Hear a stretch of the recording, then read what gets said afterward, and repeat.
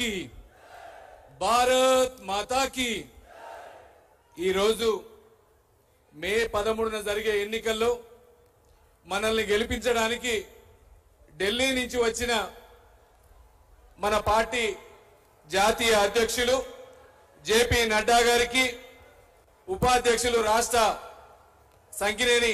సంకినేనకి అట్లనే జిల్లా అధ్యక్షులు వర్షిత్ రెడ్డి గారికి సీనియర్ లీడర్లు అందరూ వేదిక మీద ఉన్న పెద్దలందరికీ కన్వీనర్ ప్రసాద్ గారికి రామరాజు గారికి అందరికీ మన శ్రీనివాస్ గౌడ్ గారికి ప్రభారి శ్రీనివాస్ రెడ్డి గారికి సంకినేని మన జుట్టుకొండ సత్యనారాయణ గారికి అందరికి కూడా పేరు పేరున నా హృదయపూర్వక నమస్కారం.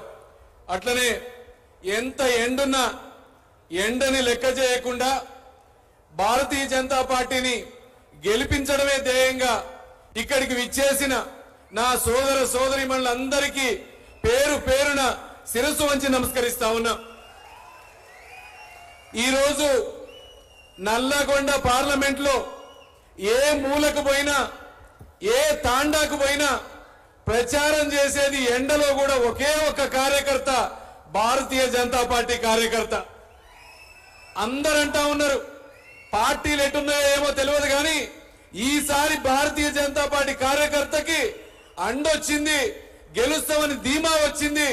ఈసారి మనమే గెలుస్తున్నామని చెప్తా ఉన్నారు. గెలుస్తున్నామా లేదా? గెలుస్తున్నామా? 2 లక్షల మెజార్టీతో గెలుస్తా ఉన్నాం. ఈసారి చరిత్రని తిరగరాస్తున్నాం నల్లగొండల. ఎందుకంటే ఇప్పటిదాకా కమ్యూనిస్ట్ గడ్డ అన్నారు, కాంగ్రెస్ గడ్డ అన్నారు, టిఆర్ఎస్ గడ్డ అన్నారు. ఇంకా వచ్చే గడ్డ ఏంటిది? భారతీయ జనతా పార్టీ గడ్డ. కాషాయ జెండా ఎగరేయబోతా ఉన్నాం ఈరోజు. దాంతో పాటు మీరు కొన్ని తెలుసుకోవాలి. ఈరోజు నేను వచ్చేటప్పుడు చెప్పిన నడ్డా గారికి, అన్న సార్ మా దగ్గర యూత్ ఎక్కువ ఉన్నారు, మహిళ ఉన్నారు, వాళ్ళని ఎంపవర్ చేసే బాధ్యత మన భారతీయ జనతా పార్టీ తీసుకోవాలా? మీ తరపున నేను హామీ ఇచ్చిన 50,000 ఉద్యోగాలు కల్పిస్తామని చెప్పిన యువతకి అని చెప్పిన ఈరోజు.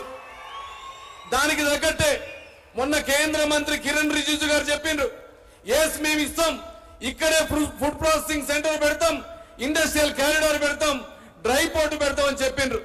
ప్రతి ఒక్కటి. ఎందుకంటే కాంగ్రెస్